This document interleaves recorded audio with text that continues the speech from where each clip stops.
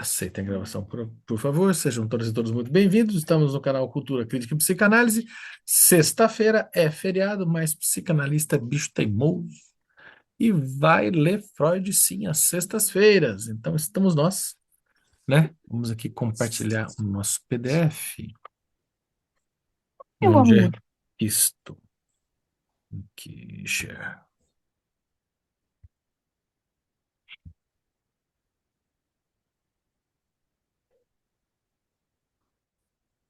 É isso. Estão escutando o violão ao fundo? Não? Então, o não. bloqueador de ruído deu certo. Fico feliz.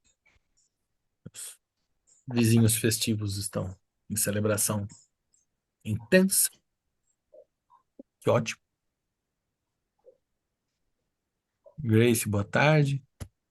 Então tá aqui, gente. Estamos aqui no PDF na página 94 desta edição do Interpretação dos Sonhos. Até a galera estava perguntando. É claro que existem outras edições e não são menos interessantes. É o mesmo livro, com traduções e fixações, edições diferentes.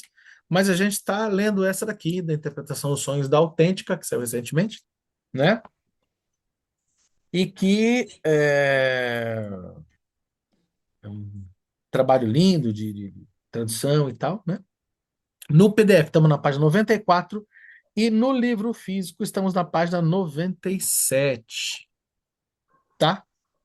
Então, vamos lá.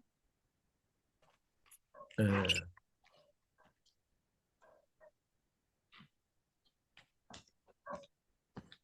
estamos falando daquela questão dos sonhos, né?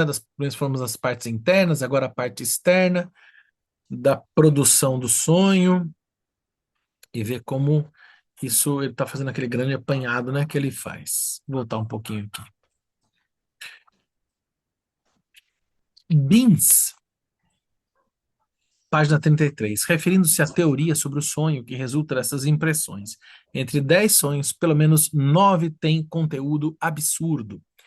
Neles, acoplamos pessoas e coisas que não têm a menor relação entre si.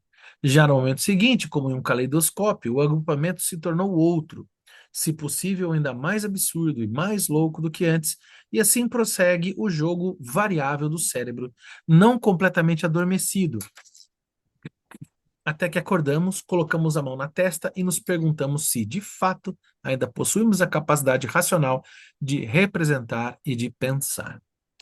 Mauri, enfim, Le Sommeil, página 50, encontra para o médico uma comparação impressionante entre a relação das imagens do sonho e os pensamentos da vigília. Na produção das imagens, l'homme, la veille, babá, a tradução está aqui, né?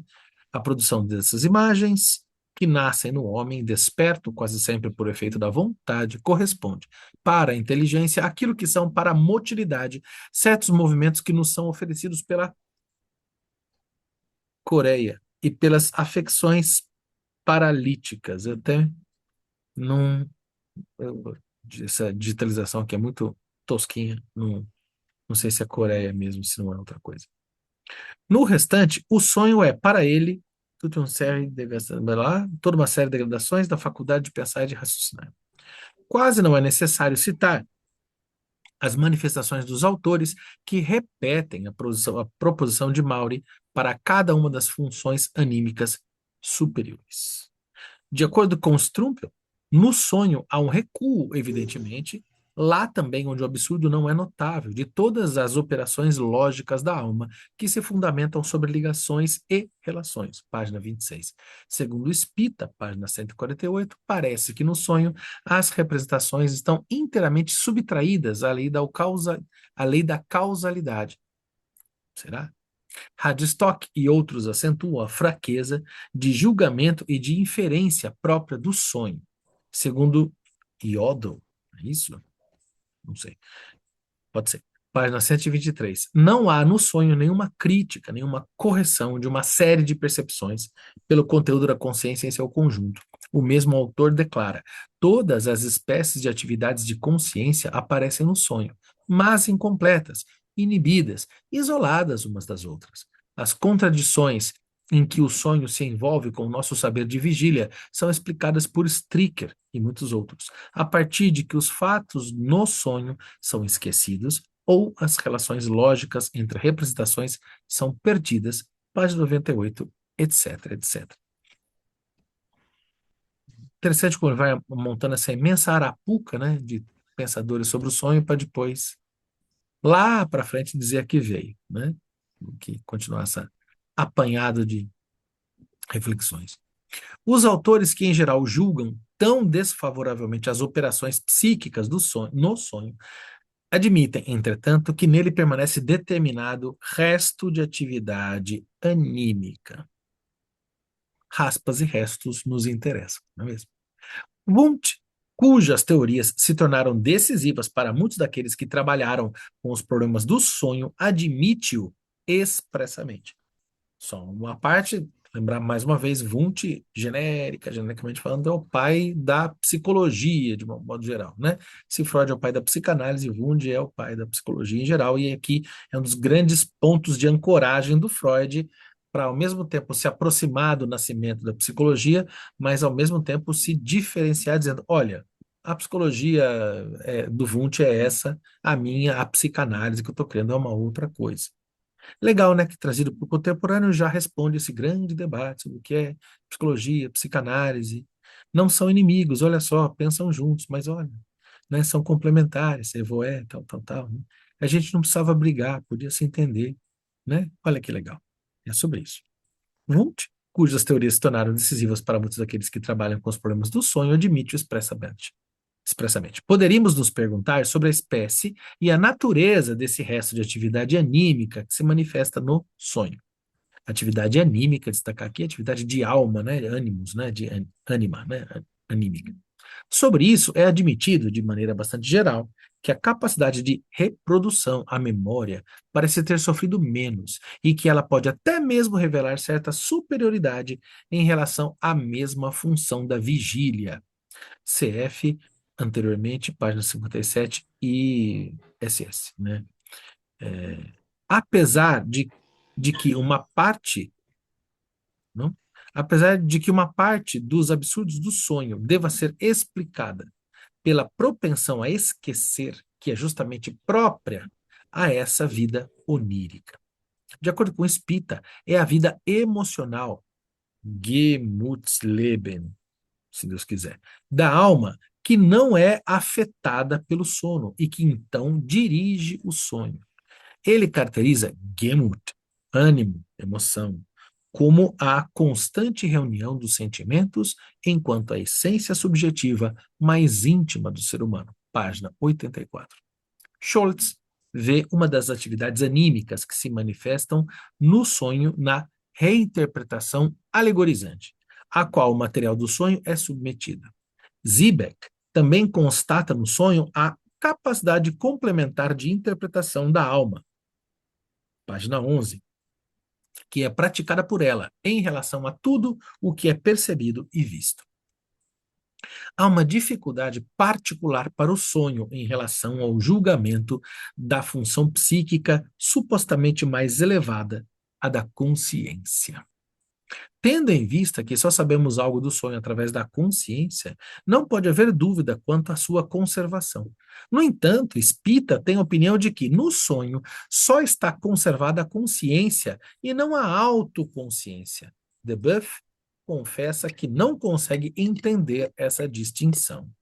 As leis de associação, de acordo com as quais as representações se conectam, valem também para as imagens do sonho, e seu domínio tem, inclusive, uma expressão mais pura e intensa no sonho. Strumpel, página 70. Ao que parece, ou bem o sonho transcorre exclusivamente de acordo com as leis de representações puras, ou seguindo as leis dos estímulos orgânicos acompanhados dessas representações, quer dizer, sem que a reflexão e o entendimento, o gosto estético e o julgamento moral possam exercer algum papel. Os autores, cujos pontos de vista aqui reproduzo, representam a formação dos sonhos, mais ou menos da seguinte maneira. Acho que são dois pontos aqui, né? A soma dos estímulos de sensações em ação no sonho, a partir de diversas fontes citadas em outra passagem, seção C, despertam na alma, primeiramente, um número de representações que figuram como alucinações, segundo Wundt, verdadeiras ilusões, por causa de sua origem em estímulos externos e internos. Estas se conectam entre si de acordo com as conhecidas leis de associação e, por sua vez, evocam, a partir das mesmas regras, uma nova série de representações, imagens. Todo o material é então elaborado, tão bem quanto possível, pelo resto ainda ativo das faculdades ordenadoras e pensantes da alma, cf., por exemplo, Wundt e Weigand. Só que ainda não se logrou entender os motivos que decidem se o despertar das imagens que não provém de fora acontecem de acordo com esta ou aquela lei de associação. Mas foi repetidamente observado que as associações que ligam as representações oníricas entre si são de uma espécie muito particular e distinta daquelas que estão em ação no pensar desperto. Assim, diz Folkert, página 15, aspas, no sonho, as representações se perseguem e se agarram segundo semelhanças casuais e contextos dificilmente perceptíveis. Todos os sonhos estão atravessados por essas associações descuidadas e casuais.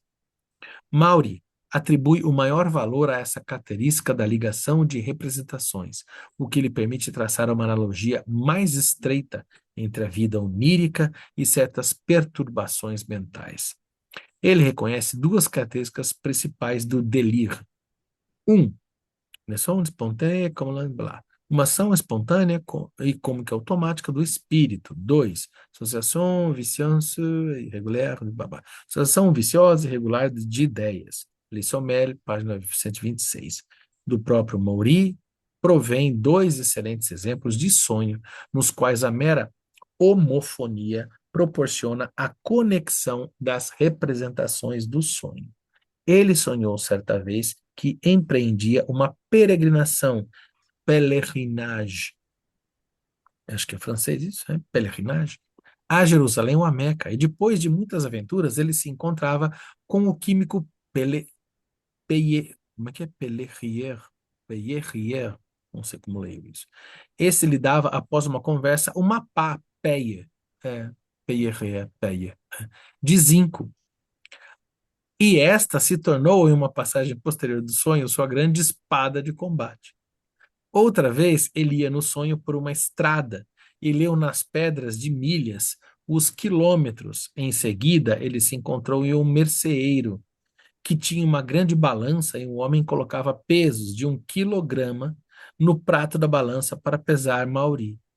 Então o merceeiro lhe disse: o senhor não está em Paris, mas na ilha Gilolo. Seguiram-se a isso outras imagens, nas quais ele viu a flor lobélia, depois o general Lopes, sobre cuja morte ele havia lido um pouco antes. Finalmente ele desperta, prestes a jogar uma partida de loto, né? Ou seja, em poesia o nome disso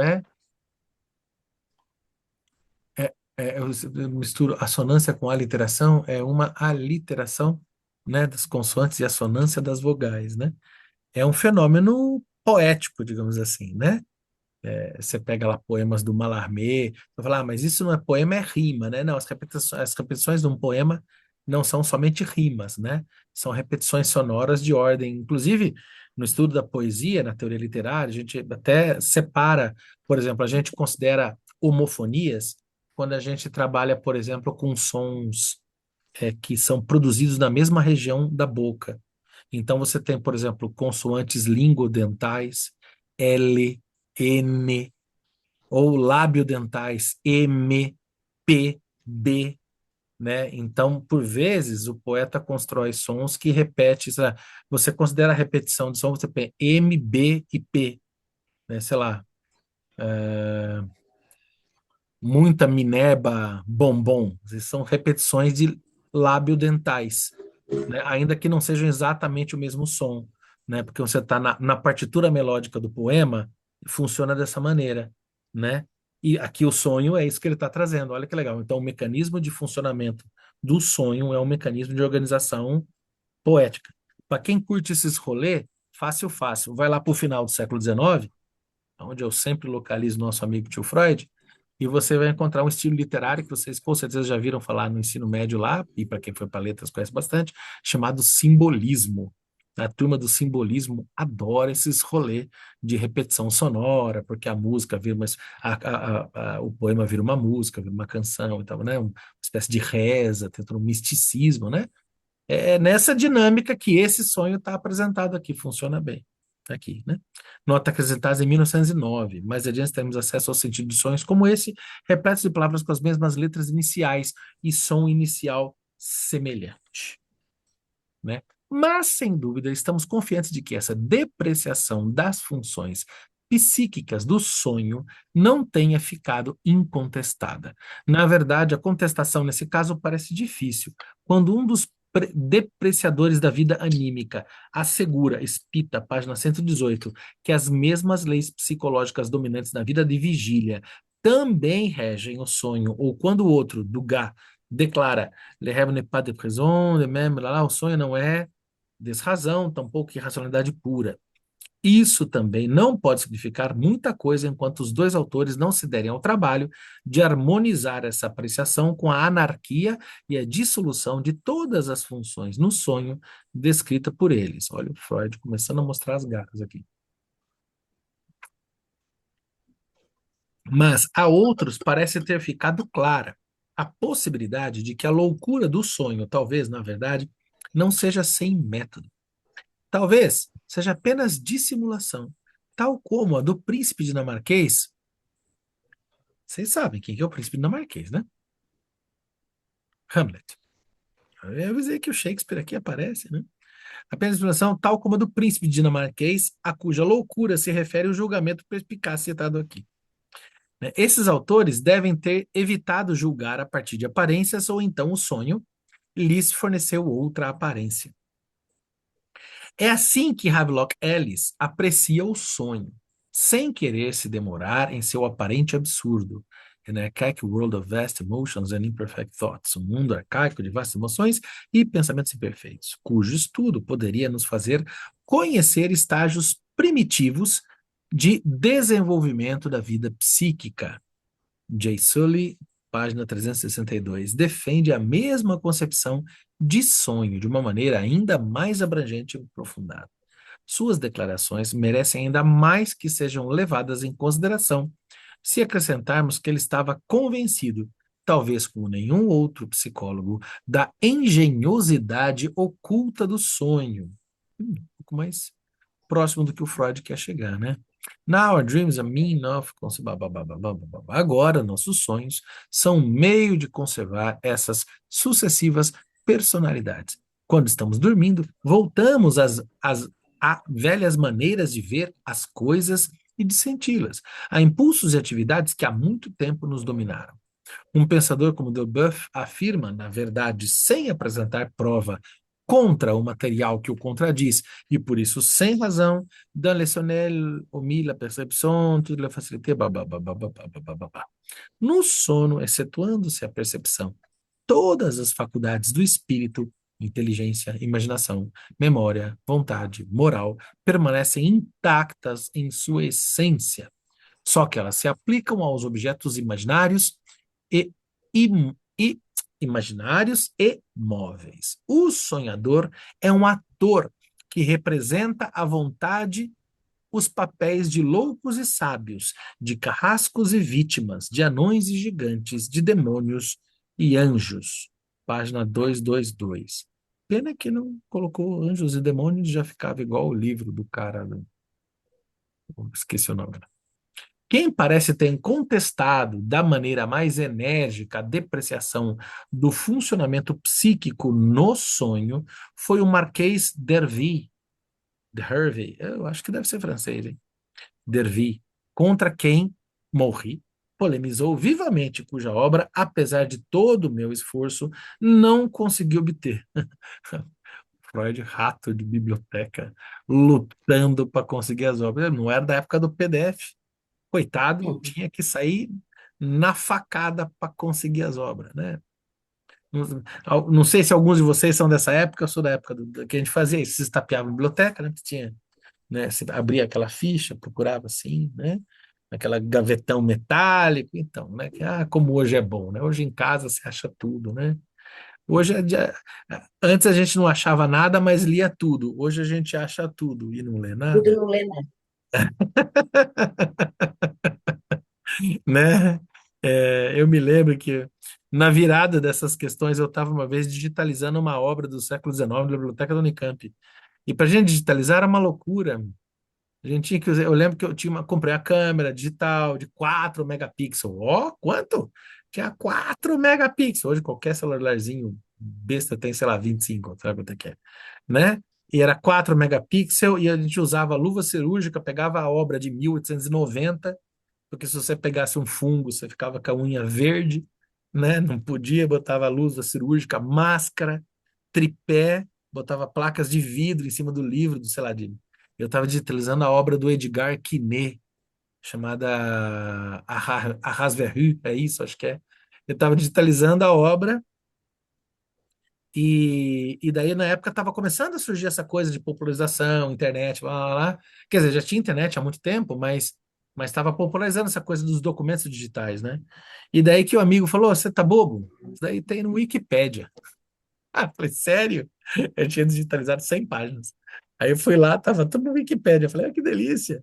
Obrigado, que era a novidade. Hoje tem chat GPT. Na época a novidade era o Wikipédia. Aí, mas então, o Freud, coitado, né? É, é, eu gosto de trazer, quando a gente fala essa coisa dessa batalha por livros, né? Que é uma coisa que não faz sentido hoje, né? Fazia. Quando vocês veem aquele filme que veio de um livro, né? O Nome da Rosa, né? Que tem lá o Christian Slater e o Sean Connery, né? No filme e tal, no que vem do livro do Humberto Eco, que é um romance sobre livros, né? Na verdade, né? O Nome da Rosa. Os protagonistas talvez sejam mesmo os livros, né? Tem aquela cena que ele sai da biblioteca depois de queimado, ele sai desesperado, ele tenta agarrar os livros, ele sai com dois, três. E é muito doido isso, né? Um intelectual da Idade Média, ele lia, tipo assim, 3 livros, né?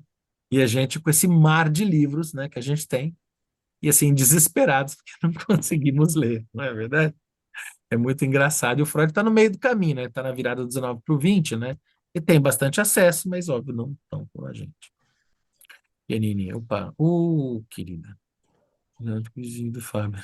Ô, Yanine, pô, que pena.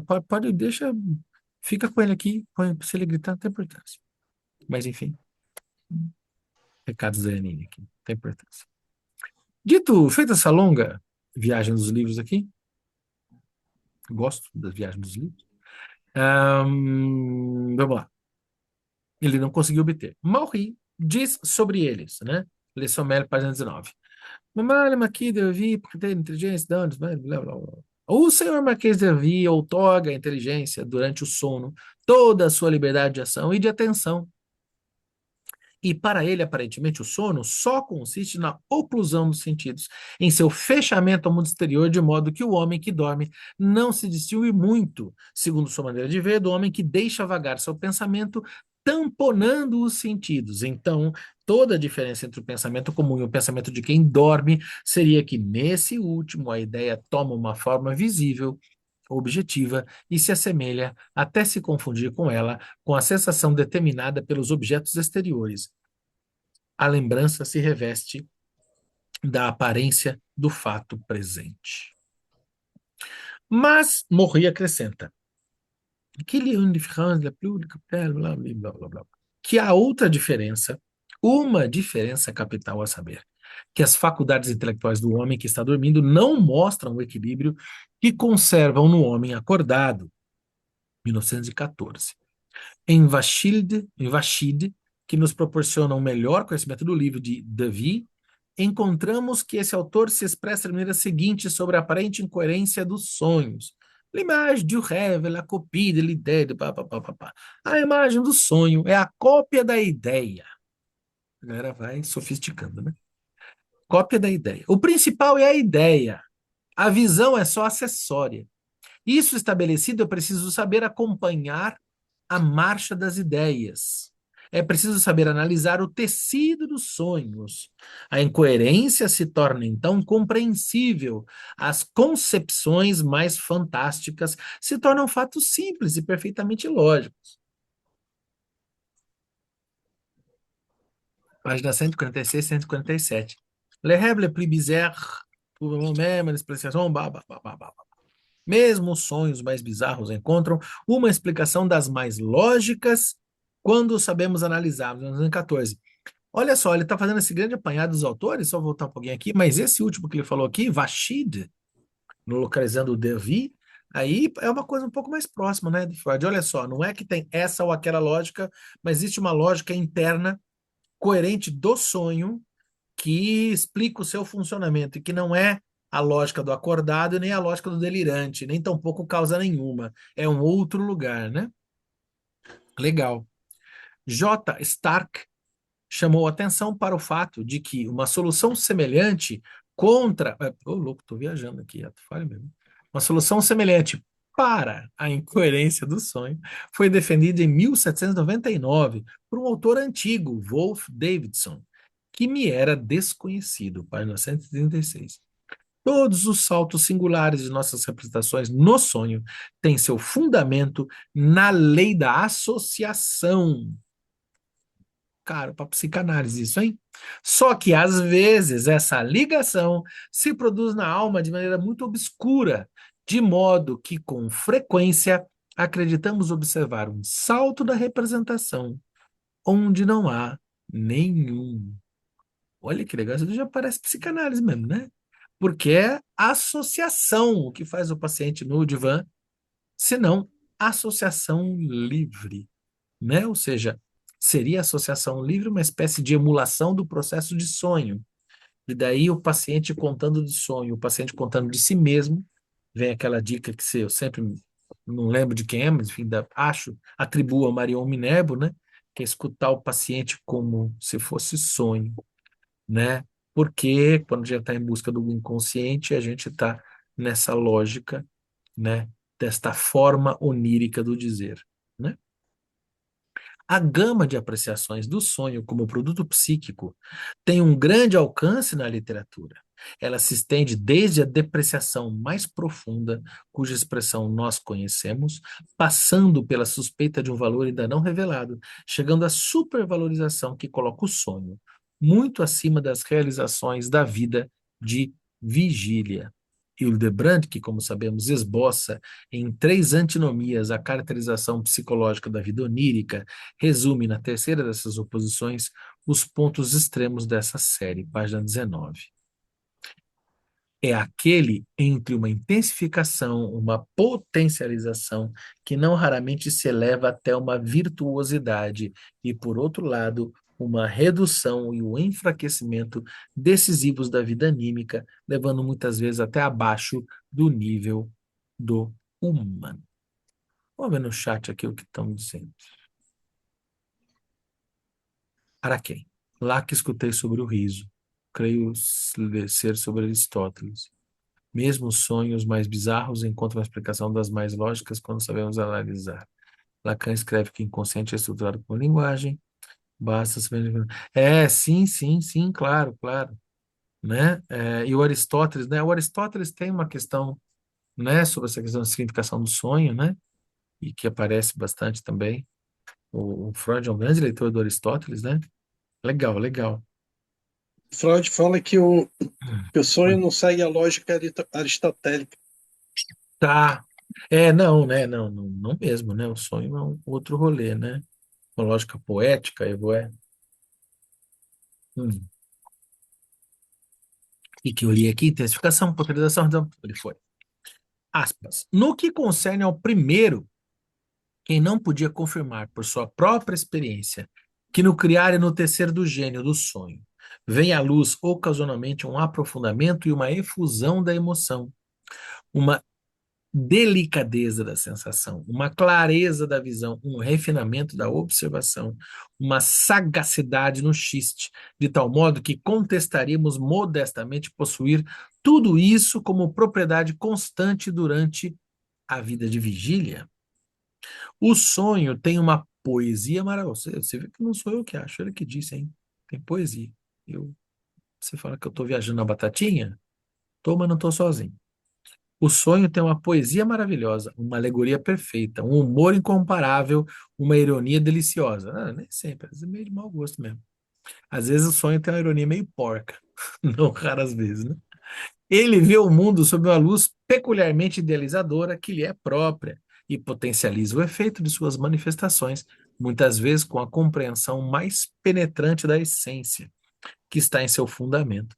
Ele nos faz ver a beleza terrena, com um brilho verdadeiramente celestial, o sublime com a mais alta majestade, o que tememos a partir da experiência na forma mais horrível, o ridículo com uma drástica comicidade indescritível. E por vezes, depois de despertos, estamos tão preenchidos com algumas dessas impressões que pode nos ocorrer que o mundo real nunca, jamais tenha nos oferecido algo semelhante.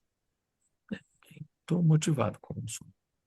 Podemos nos perguntar se valem realmente para o mesmo objeto aquelas observações depreciativas e esse louvor entusiástico.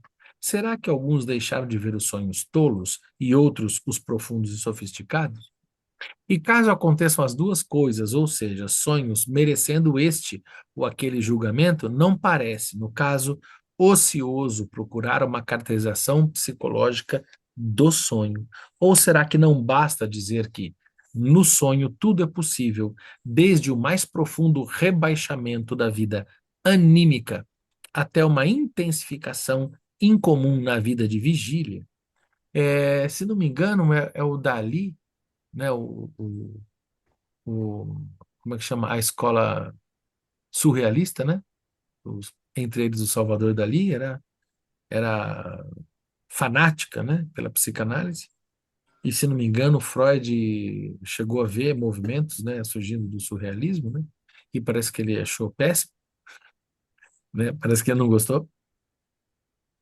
Mas, se não me engano, quem tinha essa dimensão do sono, quase que oracular, por uma mas não oracular pelos deuses, né, mas por uma criatividade, era o Dali, né? Se não me engano, o Dali tinha uma. Se não me engano, era o Dali que fazia isso, né? Que dormia numa poltrona e dormia com uma colher na mão, pendurada assim, do lado de fora da poltrona, assim, de modo que quando ele adormecesse, a mão abria e a colher caía, e o barulho da colher caindo o acordava. E daí ele tinha aquela imagem do sonho e ele iria pintar a partir daquilo que nesse, né? É uma cena meio, eu até citei aqui, como é que chama aquele filme lá, Inception, né? É uma coisa meio Inception, né? Bota uma música tocando para um sonho e tal, né? Para acordar no sonho do sonho, etc. e tal.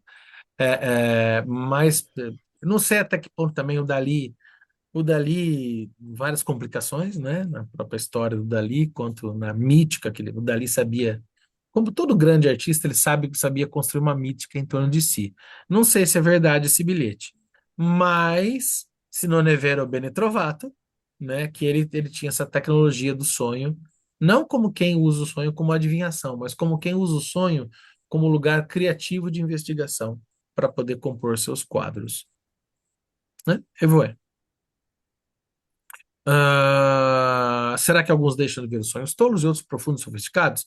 E caso aconteçam as duas coisas, ou seja, sonhos merecendo este ou aquele julgamento, não parece, no caso ocioso, procurar uma caracterização psicológica do sonho? Ou será que não basta dizer que no sonho tudo é possível, desde o mais profundo rebaixamento da vida anímica até uma intensificação incomum na vida de vigília?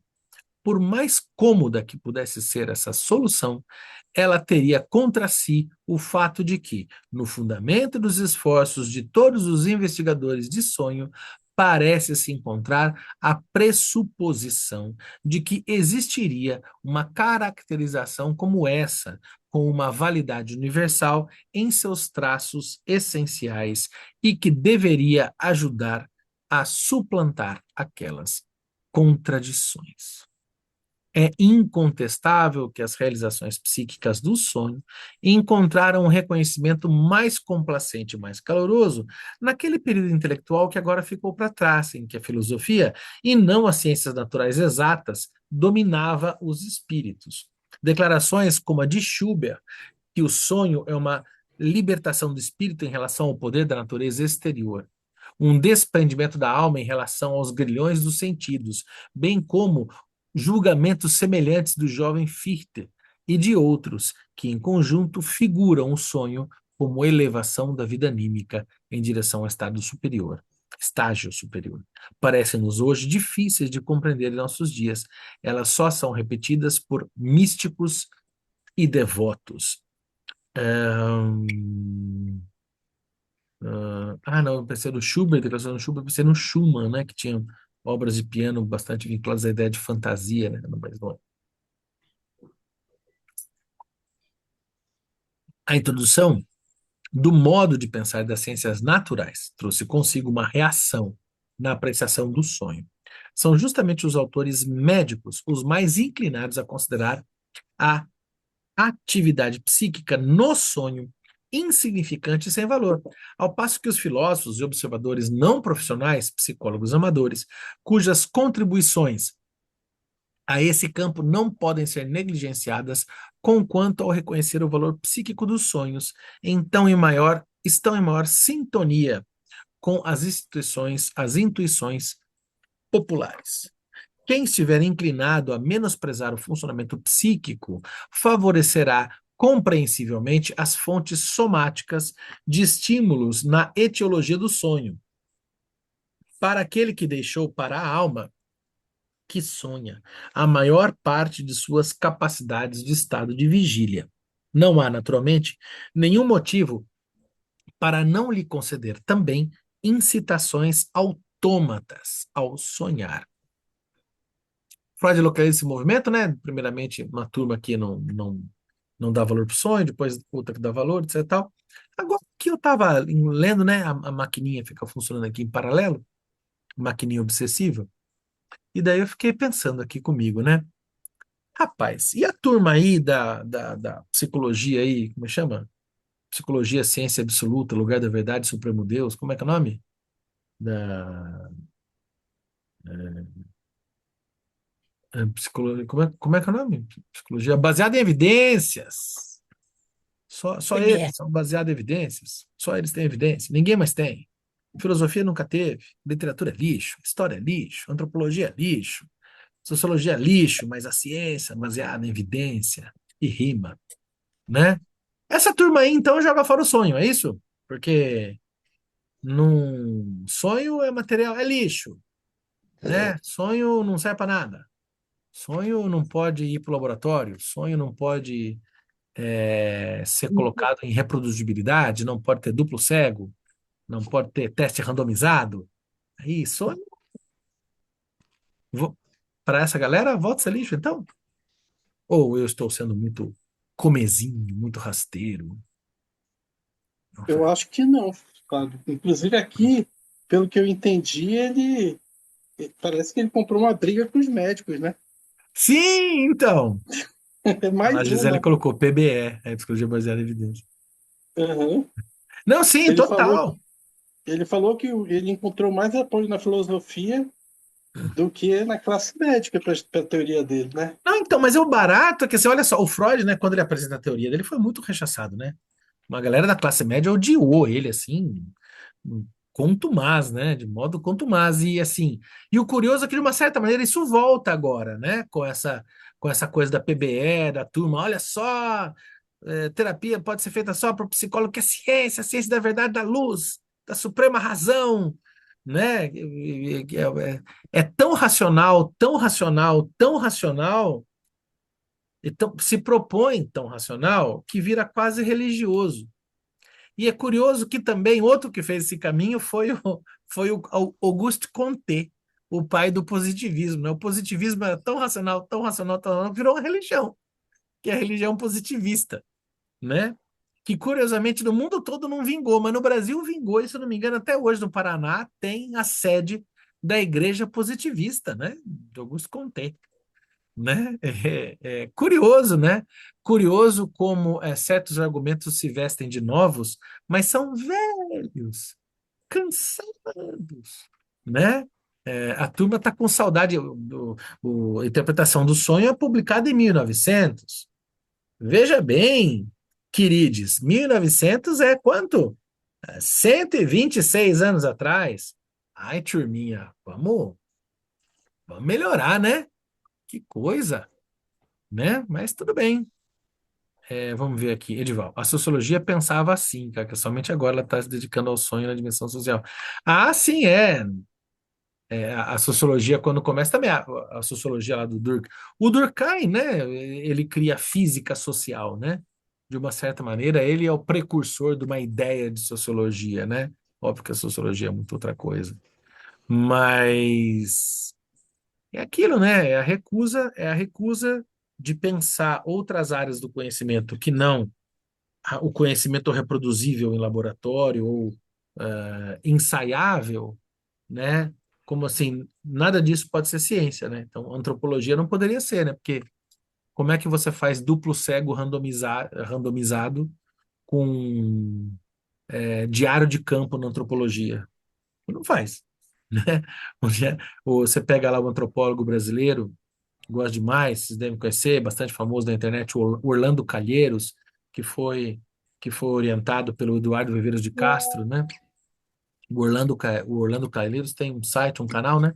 Chamado o Anarcofino, né? O Orlando Calheiros, quando ele foi estudar a comunidade ameríndia lá na Amazônia, ele tinha dois orientadores, né? Ele tinha o Eduardo Viveiros de Castro, orientador ocidental. E ele tinha o cacique da tribo, ou era o pajé, se não me engano, da tribo, que era o orientador dele na tribo. Porque assim, ele pensou assim, bom, como a minha tese vai ser a tese sobre esses indígenas aqui, eu vou ter dois orientadores, eu vou ter o orientador ocidental e o orientador ameríndio, né? Então não é ciência, né? Então a gente joga fora a tese do Orlando Calheiros, a gente joga fora Eduardo Viveiros de Castro, que é um antropólogo brasileiro considerado tipo assim, um dos descendentes de Levi-Strauss, a gente joga fora, porque isso não é ciência, isso não é conhecimento válido, isso é lixo. Segundo a turma da ciência absoluta aí, né? E é gozado que o Freud está em 1900 brigando com isso, né? E agora, mais uma vez, para você ver como a psicanálise tem razão. Como é que é o nome dessas coisas chatas que você pensa que foi embora e não foi? Isso se chama retorno do recalcado, né? É assim que chama, é retorno do recalcado. Ora, bolas, né? Quem estiver inclinado a menosprezar o funcionamento psíquico favorecerá compreensivelmente as fontes somáticas de estímulos na etiologia do sono. Para aqueles que deixou, para aquele que deixou para a alma que sonha a maior parte de suas capacidades do estado de vigília, não há, naturalmente, nenhum motivo para não lhe conceder também incitações autômatas ao sonhar. Entre as realizações superiores que podemos ser tentados, mesmo em uma sobra comparação, a atribuir à vida onírica, a da memória é a mais notável. Tratamos em detalhes das experiências que o provam que absolutamente não são raras, seção B acima. Outro privilégio da vida onírica, frequentemente apreciado pelos velhos autores, o de que ela é capaz de sobrepujar soberanamente as distâncias no tempo e no espaço, pode ser facilmente reconhecida como uma ilusão. Essa prioridade, como observa Hildebrand, é justamente uma prioridade ilusória. O sonhar não sobrepuja tempo e espaço de maneira diferente daquela do pensar de vigília. E justamente porque ele é apenas uma forma de pensar. Em relação à temporalidade, o sonho deveria usufruir ainda de outro privilégio. Ele deveria ser ainda em outro sentido, independentemente do curso do tempo. Sonhos, como o comunicado por Morri acima, na página 28 GW, sobre sua execução pela guilhotina parecem provar que o sonho é capaz de comprimir em um lapso muito curto de tempo muito mais do conteúdo de percepção do que nossa atividade psíquica na vigília pode gerir de conteúdo de pensar, né? O, o, o sonho ele tem a capacidade de comprimir, né? De fazer a compressão de dados, né? Deixa eu ver a turma no chat aqui. Onde vão? Araquém, Freud brigando com o modelo cartesiano do penso logo existo. Pois é, né? Fábio, isso aqui Oi, foi aquele sonho que a gente leu lá, né? a, Quando cai a a lâmina da cortina, né? guilhotina, Aham. e Aí o ele cara tem vê a aquele própria sonho cabeça. todo. Aham, naquele segundo ele tem aquele sonho todinho, né? É, é gigante, incrível, né? O tempo do sonho, né? A temporalidade do sonho, né? Como, como, como fazer comparação da vigília, né? Como parece que o sonho ele tem uma capacidade de... Nesse aspecto, o sonho parece mais inteligente, né? Porque a eficiência, né? Linguística, mas em termos de comunicabilidade, é muito mais eficiente, muito mais poderosa, né? E dá uma ideia de uma coisa, sei lá, não tem a nossa lógica, mas parece ser uma coisa sem limite, né? Uma coisa assim, realmente que precisa ser explicada, até na Constituição, né? Porque a gente percebe que, como é que pode, né, em uma fração de segundo, a gente ter uma história com início, meio e fim, né? É impressionante, né? Eu tive um sonho uma vez, eu tô até hoje para escrever. Um dia eu vou escrever.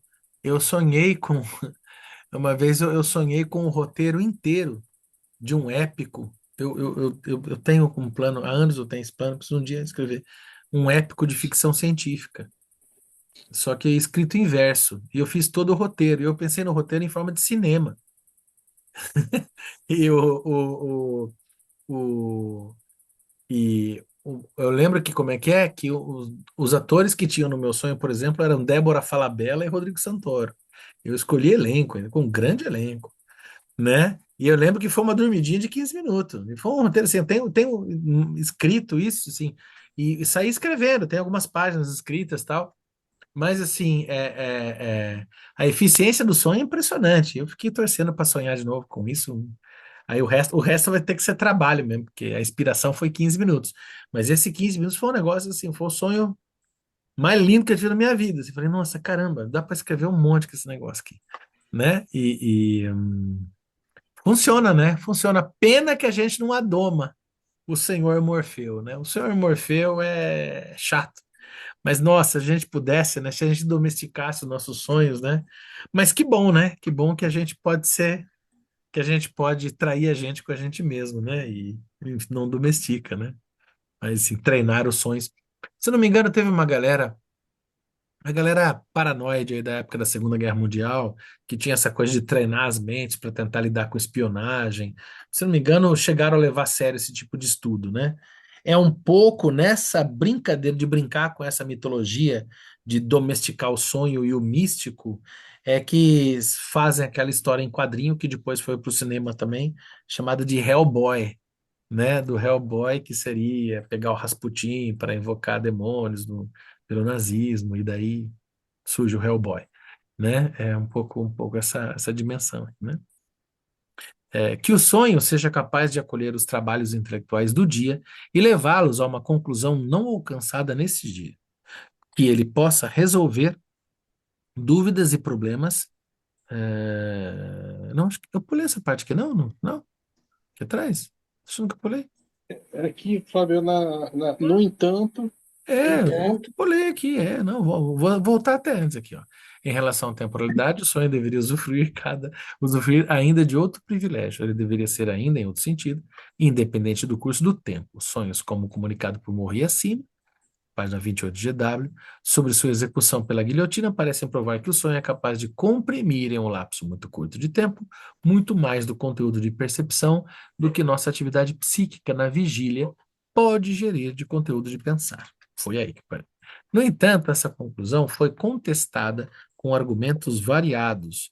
Depois dos artigos de Lelohan e Egger sobre a aparente duração dos sonhos, desenrolou-se a esse propósito uma interessante discussão que, nessa questão delicada e de profundo alcance, provavelmente ainda não chegou à última explicação. Que o sonho seja capaz de acolher os trabalhos intelectuais do dia e levá-los a uma conclusão não alcançada nesse dia, que ele possa resolver dúvidas e problemas, e que em poetas e compositores ele possa se tornar a fonte de novas inspirações, parece ser incontestável. De acordo com numerosos relatos e com a coletânea estabelecida por Chabanet, mas, ainda que o fato seja incontestado, sua concepção está sujeita a numerosas dúvidas que trazem questões básicas. Por último, a defendida força divinatória do sonho forma um objeto de disputas, no qual se reúnem inquietações dificilmente superáveis de certezas repetidas com obstinação.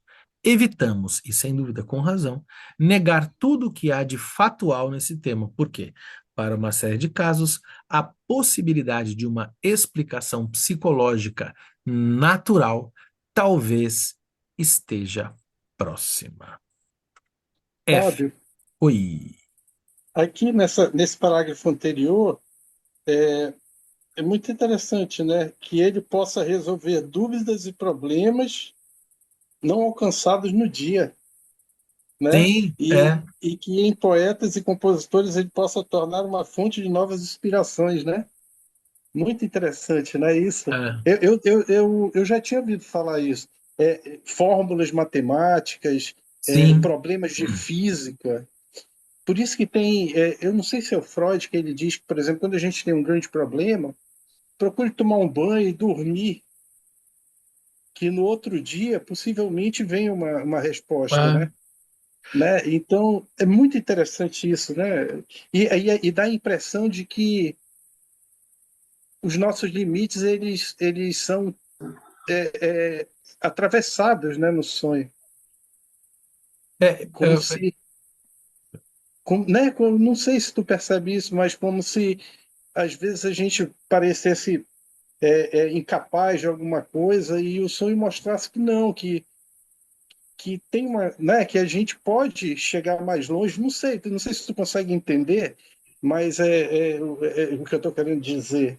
Mas a impressão que dá é que nós temos um potencial muito maior do que às vezes o que a gente apresenta, e dentro dos sonhos isso parece se mostrar, né? Como ele está dizendo, ó, tu pode resolver coisas que no dia tu não consegue, ou tu pode uhum, criar uma obra literária que nunca tu pensaste que poderia ser capaz, né? uhum.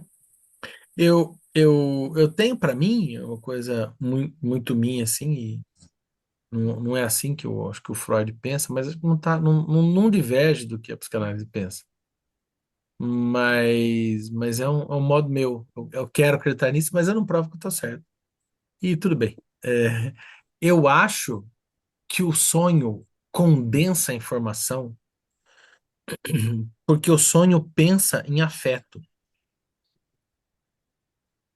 Então, por exemplo, aquela história do cara que vai ser pego pelos guardas franceses do século XVIII, vai ser aprisionado e vai ser conduzido à rampa, e ao ser conduzido à rampa, que é o sonho desse francês aí, né, que vai ser colocado lá e vai ter a guilhotina, vai cortar a cabeça vai rolar, vai rolar. Tudo isso a gente precisa usar palavras quando em vigília. A gente precisa usar ideias, a gente precisa usar sons, várias estruturas diferentes de significação para poder organizar. Agora, o sonho é um sentimento. Ser pego à força e levado à guilhotina e ver a sua própria guilhotinagem, se é isso assim que se fala, né? Isso é um sentimento. Então, para o sonho é uma coisa só. Então, é um time que por isso é como se fosse um pulso.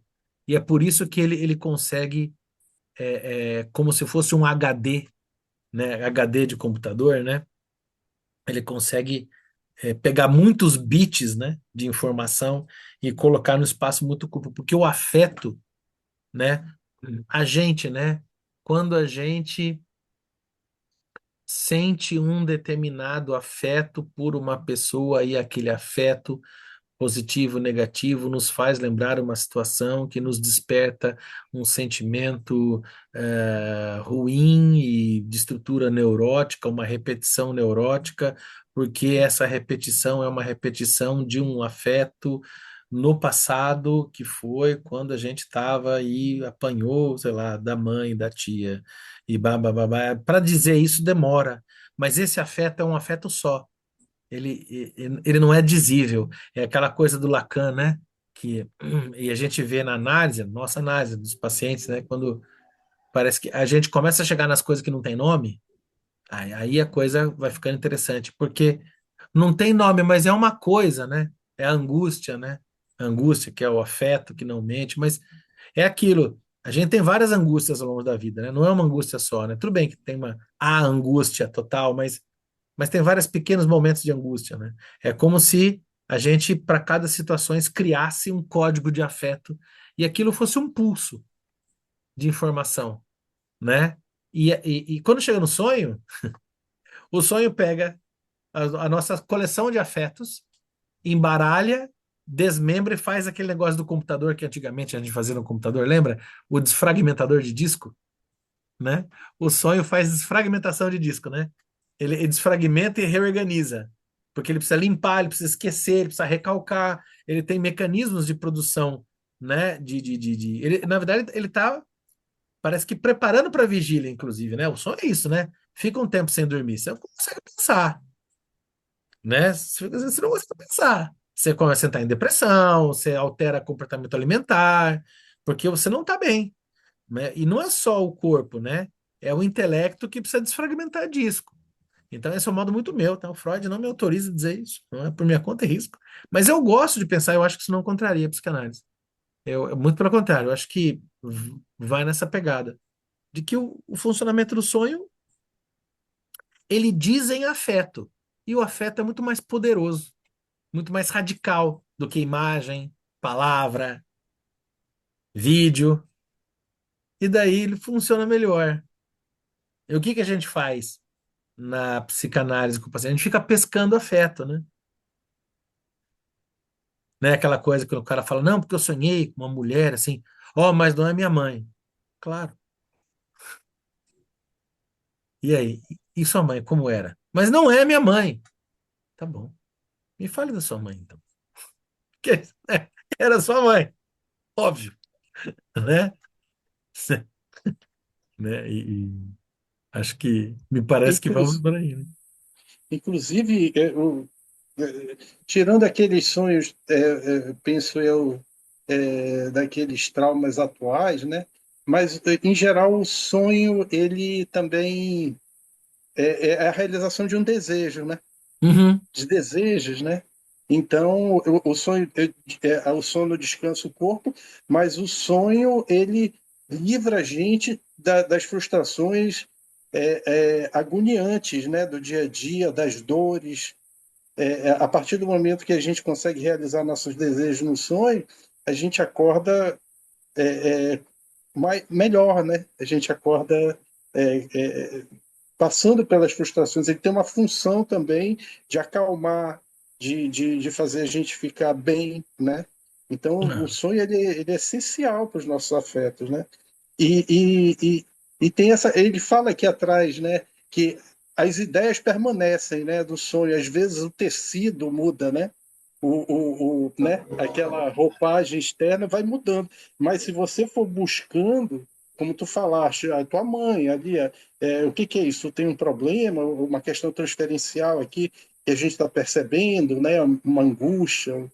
Se tu for ver o sonho, ele parece que traz essa mesma situação que vem acompanhando a pessoa, só que com uma outra roupagem, né? disso que você está falando, o Araquém aqui na fala aqui do grupo colocou, né? O sonho protege o sono do sonhador. Ele fala, se não me engano, é nesse texto mesmo que ele fala isso. Eu acho que sim, aqui no Interpretação do Sonho, né? E, bom, é, tá sendo legal porque o Benja já tinha cantado essa bola também, né? Da leitura desse livro que a gente escolheu para ler em especial. E não é à toa que ele é o marco da psicanálise e tal, porque é legal que a gente vê a psicanálise nascendo mesmo, assim, né? Que, olha, é da leitura do sonho que a psicanálise funciona, né? Você pode até não trabalhar o sonho com o paciente, tudo bem. Ele pode até não ter trazido alguns momentos o sonho, mas o modo de organizar o inconsciente é o modo sonho, né? É uma outra lógica, é a lógica do sonho, né? Que tem a lógica dele, que daí, bom, cabe também entrar no sonho do paciente para ver como ele organiza aquela lógica, porque tem uma dimensão comum, né? De repressões, de recalques, né? E tal, lembranças encobridoras, um monte de coisa, mas tem a dimensão da singularidade, né? O sonho é próprio do sonhador e só cabe a ele, né? Ah, essa, essa singularidade que é o sujeito, né? O sujeito não é o indivíduo, muito pelo contrário, ele é feito de várias coisas, mas ele é um lugar de encontro que só acontece nele, né? E o sonho é isso, né? Então, no final das contas, a gente pode até, nas sessões, não estar falando de sonhos, mas é sempre sobre sonho, né? E está sendo legal de ler essa obra por causa disso, né? Porque fica muito claro, né? Olha lá, no texto, o Araquém continua aqui. No texto de 1895, a injeção de Irma, Freud introduz a questão da realização do desejo. Sim, né? É um clássico antes, né? Anterior da interpretação do sonho, né? Da injeção de Irma e tal. Viu só como a frustração, né? Na injeção de Irma ele mostra isso, muito bem Ah, lembrado, né? Ele estava muito frustrado ali, aí ele sonhou e isso daí tem essa função do sonho. Você realiza o uhum, desejo que te arruinou, né? Durante o dia, várias coisas ali que foram frustradas. Aí no é, sonho tu tem aquela capacidade de isso te acalma, se a pessoa não sonhar, ela enlouquece, né? Ela vai uhum, viver muito difícil. é. Você falou essa coisa do cientista tal. Se eu não me engano, e eu não lembro o nome do cientista, o cientista que propôs a fórmula que até hoje é utilizada e que depois com microscopia de tunelamento eletrônica descobriu-se que é isso mesmo, ele propôs a estrutura do anel benzênico, porque ele tinha um problema, como é que ele ia funcionar um tipo de ligação química de carbono e hidrogênio em cadeias carbônicas que não fazia sentido na cadeia carbônica daquela maneira, né? E ele precisava de alguma coisa para entender o anel benzênico. Ele não conseguia representar, porque assim, hoje com o microscópio de tunelamento eletrônico você enxerga até o átomo. Então, as ligações atômicas vai que é uma beleza, mas não tinha isso na época, sei lá que era década de 30, 50, sei lá. Não tinha nada disso. Então, como é que o cara, né? E daí parece que ele foi dormir e no que ele foi dormir, ele sonhou com aquele símbolo, o Uruburus, né? Ouroboros, né? Que é a cobra comendo o próprio rabo.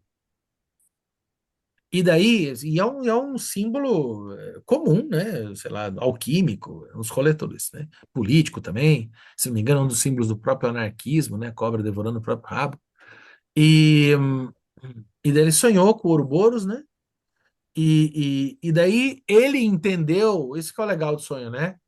Qualquer um de nós que sonhasse com Ouroboros não ia pensar no anel benzênico, mas ele estava mobilizado por aquela problemática de como que ele faz. E o anel benzênico nada mais é que a cadeia carbônica retinha, né? A cadeia carbônica está aqui retinha, vamos pegar lá na diagonal, você pega e une as pontas, né? Da cadeia carbônica, de modo que você tem uma ligação dupla atômica que sobra na cadeia, e essa ligação atômica, ela transita, ela circula, ela vai circulando e forma anel benzênico.